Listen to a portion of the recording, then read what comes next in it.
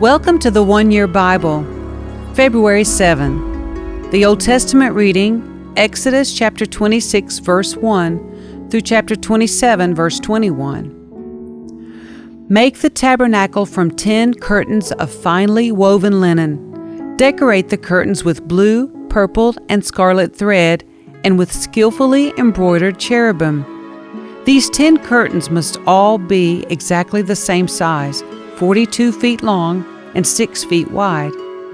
Join 5 of these curtains together to make one long curtain. Then join the other 5 into a second long curtain. Put loops of blue yarn along the edge of the last curtain in each set. The 50 loops along the edge of one curtain are to match the 50 loops along the edge of the other curtain.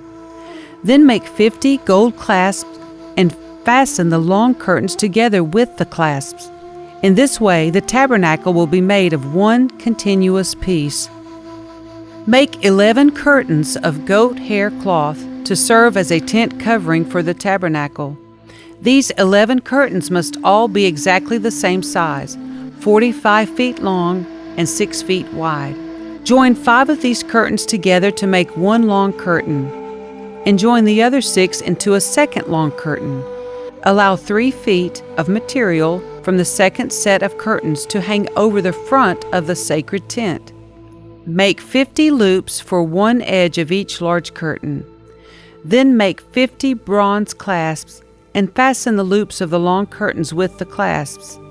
In this way, the tent covering will be made of one continuous piece. The remaining 3 feet of this tent covering will be left to hang over the back of the tabernacle. Allow 18 inches of remaining material to hang down over each side, so the tabernacle is completely covered. Complete the tent covering with a protective layer of tanned ram skins and a layer of fine goat skin leather.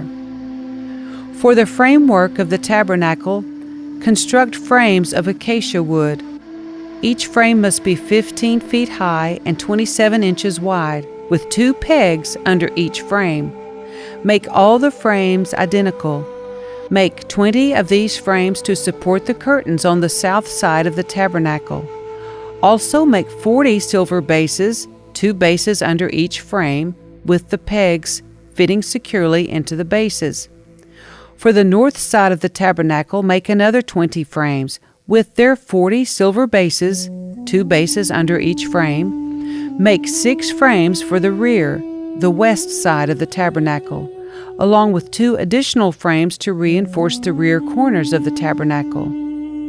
These corner frames will be matched at the bottom and firmly attached at the top with a single ring, forming a single corner unit.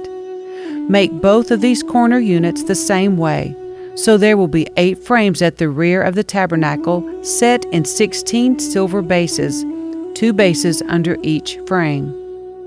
Make crossbars of acacia wood to link the frames, 5 crossbars for the north side of the tabernacle and 5 for the south side. Also make 5 crossbars for the rear of the tabernacle, which will face west. The middle crossbar, attached halfway up the frames, will run all the way from one end of the tabernacle to the other. Overlay the frames with gold and make gold rings to hold the crossbars. Overlay the crossbars with gold as well. Set up this tabernacle according to the pattern you were shown on the mountain. For the inside of the tabernacle, make a special curtain of finely woven linen. Decorate it with blue, purple, and scarlet thread and with skillfully embroidered cherubim. Hang this curtain on gold hooks attached to 4 posts of acacia wood. Overlay the posts with gold and set them in 4 silver bases. Hang the inner curtain from clasps and put the Ark of the Covenant in the room behind it. This curtain will separate the holy place from the most holy place. Then put the Ark's cover, the place of atonement, on top of the Ark of the Covenant inside the most holy place. Place the table outside the inner curtain on the north side of the tabernacle, and place the lampstand across the room on the south side. Make another curtain for the entrance to the sacred tent. Make it of finely woven linen and embroider it with exquisite designs using blue, purple, and scarlet thread. Craft 5 posts from acacia wood. Overlay them with gold and hang the curtain from them with gold hooks. Cast 5 bronze bases for the posts. Using acacia wood, construct a square altar 7.5 feet wide, 7.5 feet long, and 4.5 feet high. Make horns for each of its 4 corners so that the horns and altar are all one piece. Overlay the altar with bronze. Make ash buckets, shovels, basins, meat forks, and fire pans, all of bronze. Make a bronze grating for it, and attach 4 bronze rings at its 4 corners. Install the grating halfway down the side of the altar, under the ledge. For carrying the altar, make poles from acacia wood and overlay them with bronze. Insert the poles through the rings on the 2 sides of the altar. The altar must be hollow, made from planks. Build it just as you were shown on the mountain. Then make the courtyard for the tabernacle, enclosed with curtains made of finely woven linen.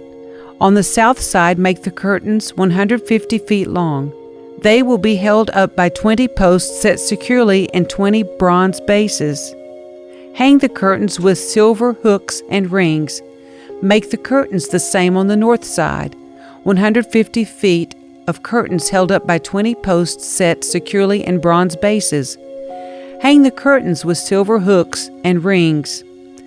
The curtains on the west end of the courtyard will be 75 feet long, supported by 10 posts set into 10 bases. The east end of the courtyard, the front, will also be 75 feet long. The courtyard entrance will be on the east end, flanked by 2 curtains.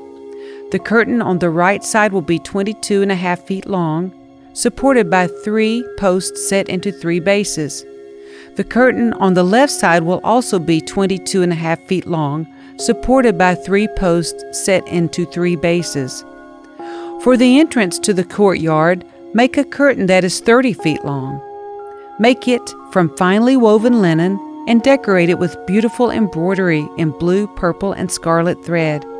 Support it with 4 posts, each securely set in its own base. All the posts around the courtyard must have silver rings and hooks and bronze bases. So the entire courtyard will be 150 feet long and 75 feet wide, with curtain walls 7.5 feet high, made from finely woven linen. The bases for the posts will be made of bronze. All the article used in the rituals of the tabernacle, including all the tent pegs used to support the tabernacle and the courtyard curtains, must be made of bronze.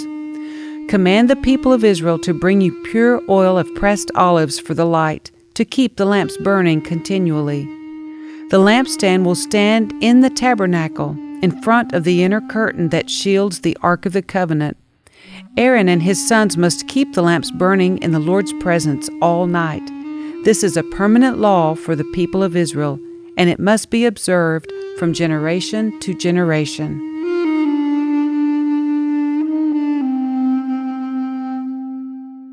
The New Testament reading, Matthew chapter 25, verses 1 through 30. Then the kingdom of heaven will be like 10 bridesmaids who took their lamps and went to meet the bridegroom. 5 of them were foolish, and 5 were wise. The 5 who were foolish didn't take enough oil for their lamps, but the other 5 were wise enough to take along extra oil. When the bridegroom was delayed, they all became drowsy and fell asleep. At midnight they were roused by the shout, "Look, the bridegroom is coming! Come out and meet him!" All the bridesmaids got up and prepared their lamps. Then the 5 foolish ones asked the others, "Please give us some of your oil because our lamps are going out." But the others replied, "We don't have enough for all of us. Go to a shop and buy some for yourselves." But while they were gone to buy oil, the bridegroom came. Then those who were ready went in with him to the marriage feast, and the door was locked. Later, when the other 5 bridesmaids returned, they stood outside calling, "Lord, Lord, open the door for us." But he called back, "Believe me, I don't know you. So you too must keep watch, for you do not know the day or hour of my return." Again, the kingdom of heaven can be illustrated by the story of a man going on a long trip. He called together his servants and entrusted his money to them while he was gone. He gave 5 bags of silver to one, 2 bags of silver to another, and 1 bag of silver to the last, dividing it in proportion to their abilities. He then left on his trip. The servant who received the 5 bags of silver began to invest the money and earned 5 more.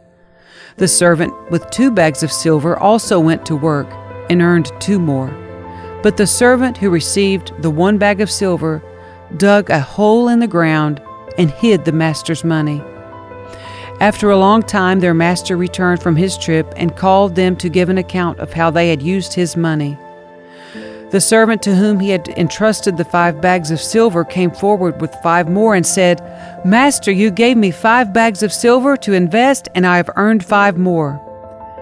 The master was full of praise. "Well done, my good and faithful servant. You have been faithful in handling this small amount, so now I will give you many more responsibilities. Let's celebrate together."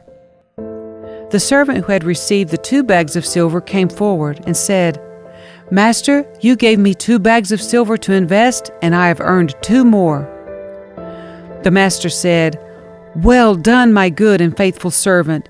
You have been faithful in handling this small amount, so now I will give you many more responsibilities. Let's celebrate together." Then the servant with the 1 bag of silver came and said, "Master, I knew you were a harsh man, harvesting crops you didn't plant and gathering crops you didn't cultivate. I was afraid I would lose your money, so I hid it in the earth. Look, here's your money back." But the master replied, "You wicked and lazy servant. If you knew I harvested crops I didn't plant and gathered crops I didn't cultivate, why didn't you deposit my money in the bank? At least I could have gotten some interest on it." Then he ordered, "Take the money from this servant and give it to the one with the 10 bags of silver. To those who use well what they are given, even more will be given, and they will have an abundance. But from those who do nothing, even what little they have will be taken away. Now throw this useless servant into outer darkness, where there will be weeping and gnashing of teeth."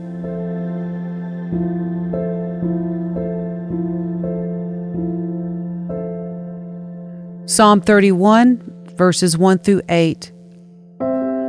O Lord, I have come to you for protection. Don't let me be disgraced. Save me, for you do what is right. Turn your ear to listen to me. Rescue me quickly. Be my rock of protection, a fortress where I will be safe. You are my rock and my fortress. For the honor of your name, lead me out of this danger. Pull me from the trap my enemies set for me, for I find protection in you alone. I entrust my spirit into your hand. Rescue me, Lord, for you are a faithful God. I hate those who worship worthless idols. I trust in the Lord. I will be glad and rejoice in your unfailing love, for you have seen my troubles, and you care about the anguish of my soul. You have not handed me over to my enemies, but have set me in a safe place. Proverbs 8, verses 1 through 11. Listen as wisdom calls out. Hear as understanding raises her voice. On the hilltop, along the road, she takes her stand at the crossroads. By the gates at the entrance to the town, on the road leading in, she cries aloud. I call to you, to all of you. I raise my voice to all people. You simple people, use good judgment. You foolish people, show some understanding. Listen to me, for I have important things to tell you. Everything I say is right, for I speak the truth and detest every kind of deception. My advice is wholesome. There's nothing devious or crooked in it.